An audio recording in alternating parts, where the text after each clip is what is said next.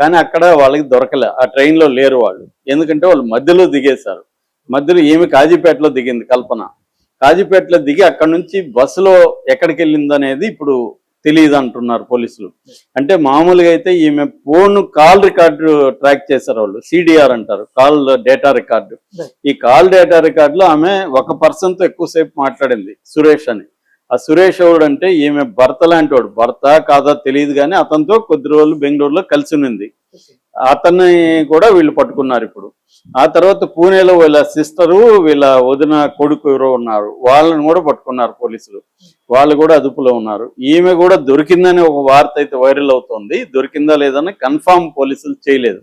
మామూలుగా ఇలాంటి కేసుల్లో ఇమీడియట్ గా కన్ఫామ్ చేయరు, ఎందుకంటే ఈ మొత్తం గ్యాంగ్ని పట్టుకోవాలనుకుంటారు.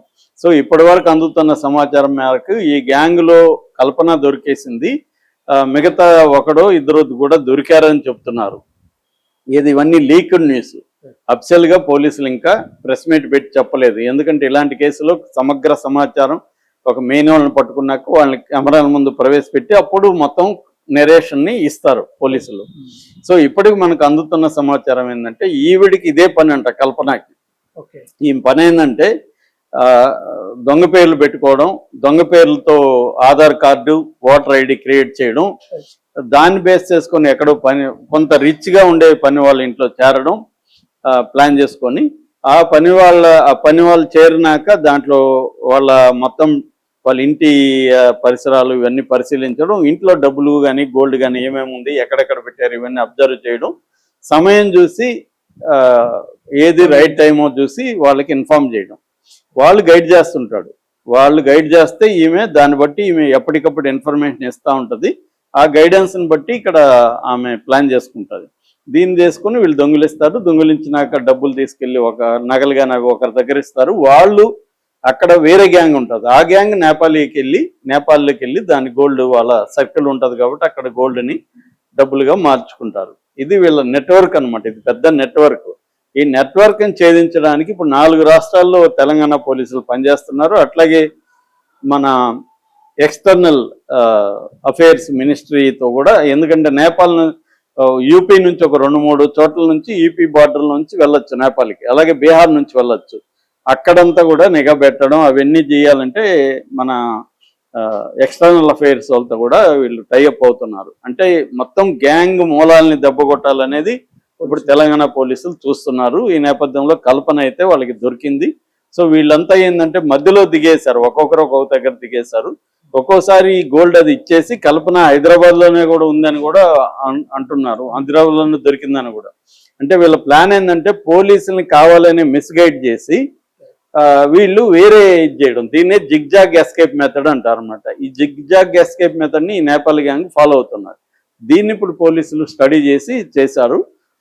ఇప్పటికైతే కల్పన దొరికింది, మిగతా గ్యాంగ్లు కూడా దొరకాలి. అట్లాగే జైలుకి వెళ్ళి అక్కడ సురేష్ కాదు సాహు అనేవాడిని కూడా విచారిస్తున్నారు. సో ఇదంతా పెద్ద నెట్వర్క్. ఇది 4-5 రాష్ట్రాల పోలీసులు, సెంట్రల్ గవర్నమెంట్ కోఆర్డినేషన్తో చేయాలి. ఇది ఒకరితో చేసే పని కాదు, ఒక స్టేట్ చేసే పని కాదు. ఇప్పుడు ఆయన డీజీ పెద్ద ఆయన కాబట్టి పోలీసు ఈ స్థాయిలో చేశారు. మామూలుగా అయితే ఇప్పుడు చాలా ఇండ్లలో జరుగుతున్నాయి, చంపేసి వెళ్ళిపోతున్నారు వాళ్ళు. ఒకడు దొరుకుతాడు, ఒకడు దొరకడు, దొరికిన గోల్డ్ దొరకదు. ఇక్కడైతే రికవరీ కూడా అయింది అని చెప్తున్నారు, గోల్డ్ అది కూడా రికవరీ కూడా అయిందని చెప్తున్నారు. మరి ఏం జరుగుతుందో చూడాలి. ఎందుకంటే ఇలాంటి ఆపరేషన్లు కాస్ట్లీ ఆపరేషన్లు కూడా. ఇప్పుడు ఫ్లైట్లలో వెళ్ళాలి, వీళ్ళు 4 రాష్ట్రాలకు వెళ్ళాలి, 10 బృందాలు అంటే దానికి ఖర్చు ఇవన్నీ కూడా ఉంటుంది. ఇవన్నీ ఒక్కోసారి గోల్డ్ కంటే ఎక్కువ ఉండొచ్చు, ఎందుకంటే గోల్డ్ ఏమి 22 తులాలే, అదేం పెద్ద గోల్డ్ కాదు. కానీ ఆమె ఇంకా ఎక్కువ ఉందని నమ్మిందంట, నమ్మి వాళ్ళకి చెప్పింది చాలా పెద్ద ఎత్తున గోల్డ్ ఉందని వాళ్ళు అనుకున్నారు. ఆ మధ్య కూడా ఒకటి దొంగతనం జరిగినప్పుడు రోల్డ్ గోల్డ్ అని కూడా వాళ్ళు గోల్డ్ అనుకున్నారు.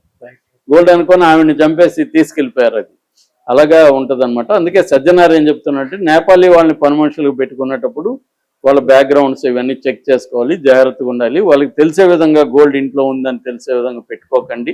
మ్యాక్సిమం గోల్డ్ ఇంట్లో పెట్టుకోకండి, డబ్బులు కానీ గోల్డ్ కానీ.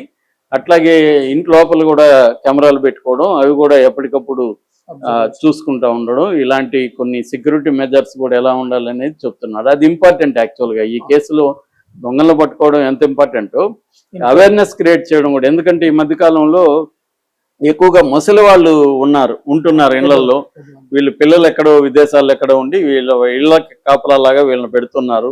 అక్కడ పని మనుషులే చంపడం అనే కేసులు బాగా పెరుగుతున్నాయి. డ్రైవర్లు కావచ్చు, పని మనుషులే కావచ్చు. ఎందుకంటే చంపితే డబ్బులు ఉంటాయని, డబ్బులు గోల్డ్ అది ఉండదనే విషయాన్ని వాళ్ళకి ముందే తెలియజేయాలి. రెండోది, కెమెరాలు ఇవన్నీ ఉంటే వాళ్ళకు కూడా భయం ఉంటుంది. అందుకని ఈ మధ్య చాలా మంది ఇళ్లలో కూడా కెమెరాలు అవన్నీ పెట్టుకుంటున్నారు, బెడ్రూమ్ లో కూడా.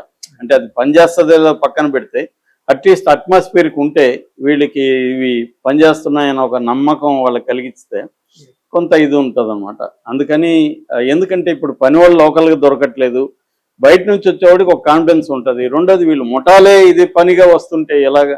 అందుకని ఈ ఏజెన్సీస్ ఉంటాయి కదా వీళ్ళని సప్లై చేస్తే, వాళ్ళకు కూడా ఇప్పుడు పోలీసులు కౌన్సిలింగ్ ఇచ్చి మీరు వాళ్ళని తీసుకునేటప్పుడే వాళ్ళ బ్యాక్గ్రౌండ్ చెక్, అక్కడ లోకల్ పోలీసులు. ఎందుకంటే ఇప్పుడు ఫర్ ఎగ్జాంపుల్ కల్పన మీద ఆల్రెడీ కేసులు ఉన్నాయి, అది కానీ ముందే కానీ చెక్ చేసి ఉంటే ఏజెంట్స్ చేసి ఉండాలి. అట్లాగే పోలీసులు కూడా ఏం చెప్పాలి, ఇప్పుడు కొత్త రూల్స్ పెట్టబోతున్నారు. అదేంటంటే ఎవరు పని మనుషులను ఇట్లా తీసుకోవాలన్నా లోకల్ పోలీస్ స్టేషన్ లో వాళ్ళ వివరాలు నమోదు చేయాలి, వాళ్ళు ఒకసారి చెక్ చేసి ఇస్తారు. ఇది ముంబైలో ఎప్పటి నుంచో ఉంది. ముంబైలో మనం ఇల్లు తీసుకోవాలన్నా మనం వెళ్ళి లోకల్ పోలీస్ స్టేషన్ లో మన అప్లికేషన్, మన ఫోటో, మన డీటెయిల్స్ అంతా ఇచ్చి రావాలి. వాళ్ళు చెక్ చేస్తారనమాట, అప్పుడే మనకి ఇల్లు ఇస్తారు. అటువంటి మెథడ్స్ ఇక్కడ కూడా అప్లై చేయాల్సిన అవసరం కనబడుతుంది. ఇలాంటి కేసులు పోలీసు వాళ్ళకి ఇదే ఫస్ట్ టైం అనుకుంటున్నారు. అంటే ఇంత సీరియస్ గా అందరూ కూడా ఆశ్చర్యపోతున్నారు. ఎందుకంటే డీజీపీ స్పాట్ కి రావడం ఏంటని.